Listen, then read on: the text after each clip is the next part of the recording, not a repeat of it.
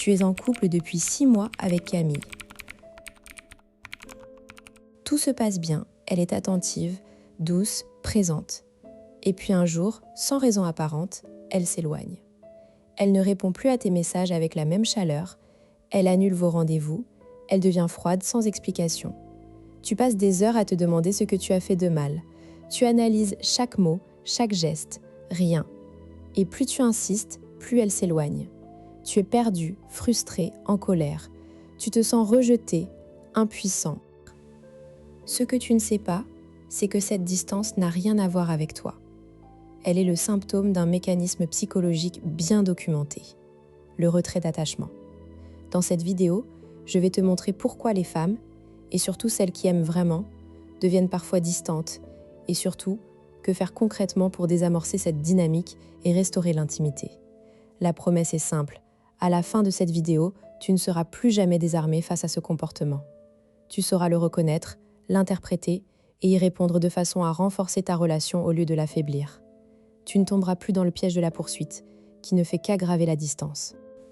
La croyance la plus répandue, le conseil qu'on entend partout, c'est « quand une femme s'éloigne, laisse-la tranquille, donne-lui de l'espace, elle reviendra. » Ou au contraire, « pars du principe qu'elle ne t'aime plus, barre-toi, tu mérites mieux. » Ces deux approches sont superficielles et souvent catastrophiques.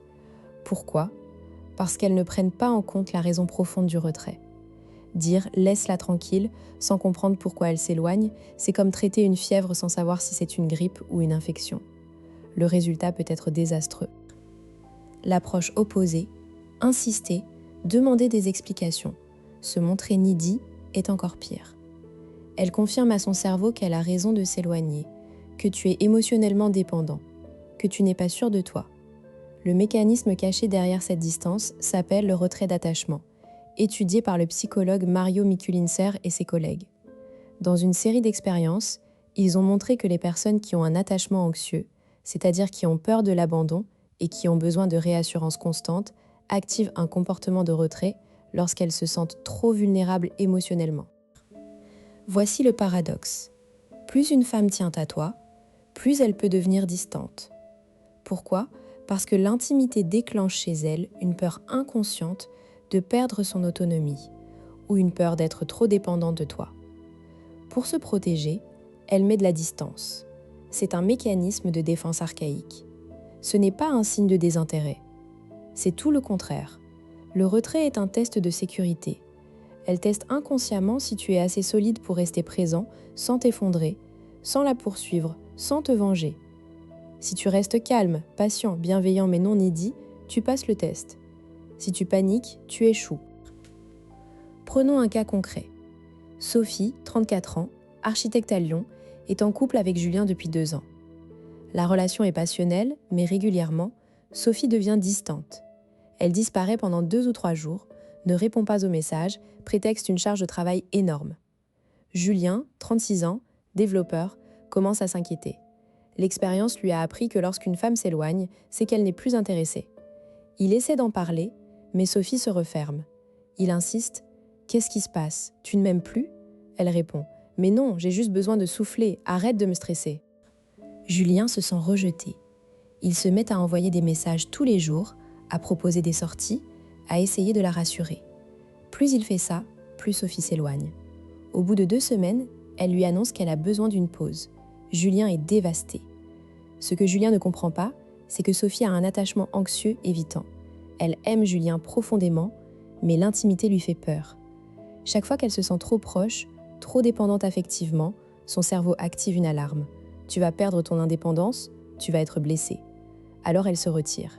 C'est un réflexe, pas un choix. Si Julien avait compris ce mécanisme, il aurait agi différemment.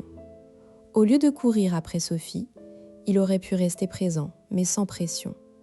Envoyer un seul message, calme, bienveillant. Je vois que tu as besoin d'espace. Je suis là quand tu veux, sans attente.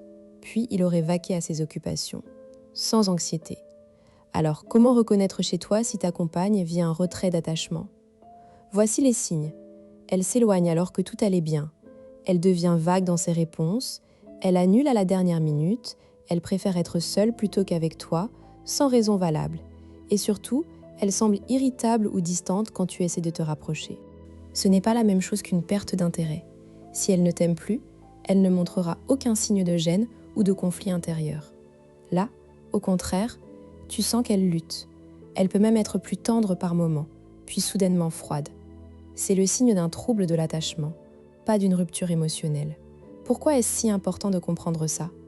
Parce que si tu interprètes ce retrait comme un rejet personnel, tu vas réagir de façon contre-productive. Tu risques de la perdre à force de la poursuivre. Ou pire, tu risques de la quitter toi-même, sans comprendre que tu pouvais sauver la relation. Quand tu changes ton regard, tout change. Tu ne prends plus la distance personnellement. Tu deviens un roc. Tu lui offres un espace sécurisé où elle peut se retirer sans que tu t'effondres. Et ça, c'est ce qui la fera revenir. Voyons maintenant 3 techniques concrètes pour gérer ce retrait. La première, c'est la réponse non réactive. Quand elle s'éloigne, la pire chose à faire est de réagir émotionnellement. Ne lui envoie pas 10 messages, ne lui demande pas « qu'est-ce qui ne va pas ?» avec un ton accusateur. À la place, prends du recul. Si elle annule un rendez-vous, réponds « pas de souci, on reporte quand tu veux. Bonne journée ». Puis ne la contacte pas pendant 24 à 48 heures. Laisse-la venir. Cette technique fonctionne parce qu'elle brise le cycle de la poursuite. En étant non réactif, tu lui montres que tu n'es pas dépendant d'elle pour ton bonheur. Cela réduit son anxiété et la rassure. Elle peut s'éloigner sans te perdre. Et cela crée un sentiment de sécurité qui l'incite à revenir. La deuxième technique, c'est la validation douce.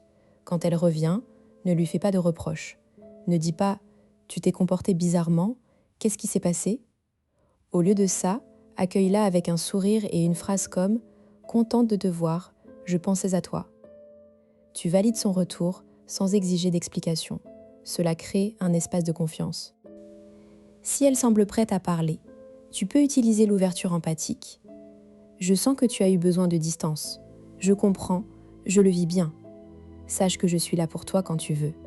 Tu ne forces pas la conversation, mais tu es ouvert. Elle saura que tu es un partenaire solide. Enfin, la troisième technique, le renforcement du lien après la distance. Une fois qu'elle est revenue, ne retombe pas dans les vieux schémas. Au lieu de redevenir needy, profite de ce moment pour créer une expérience positive qui renforce l'attachement sécurisé. Propose une activité que vous aimez tous les deux, un dîner, une balade. Sois présent, chaleureux, mais sans excès.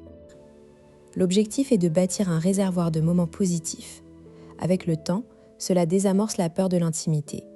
Elle s'habituera à la proximité sans alarme. Il faut de la patience, mais ça marche. Tu pourrais objecter « mais si je suis trop cool, elle va croire que je m'en fiche ?» Bonne question. La nuance, c'est que tu ne dois pas être indifférent, mais serein. Tu montres que tu tiens à elle, mais que tu n'es pas dépendant. Tu es un roc, pas une porte qui claque.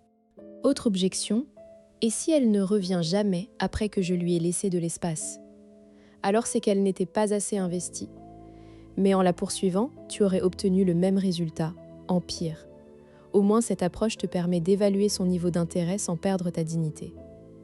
Dernière objection, mais je ne suis pas un robot, j'ai des émotions. Bien sûr, et c'est normal, mais tu peux choisir comment agir. Ressentir de l'anxiété est humain, l'exprimer sans filtre est contre-productif. Parle-en à tes amis, à un thérapeute, mais pas à elle dans le moment de retrait. Garde ton calme en sa présence. Pour conclure, souviens-toi, la distance d'une femme amoureuse n'est pas une condamnation. C'est un message codé. Si tu apprends à le déchiffrer, tu passes d'un statut de victime impuissante à celui de partenaire solide et désirable. Tu deviens celui qui comprend sans exiger, qui soutient sans s'effondrer. Alors la prochaine fois qu'elle s'éloignera, au lieu de paniquer, respire. Souviens-toi de Sophie et Julien. Applique une des 3 techniques. Tu verras, la relation en ressortira plus forte. Si cet éclairage t'a aidé, n'oublie pas de t'abonner et d'activer la cloche pour ne rien manquer. D'ici là, reste solide.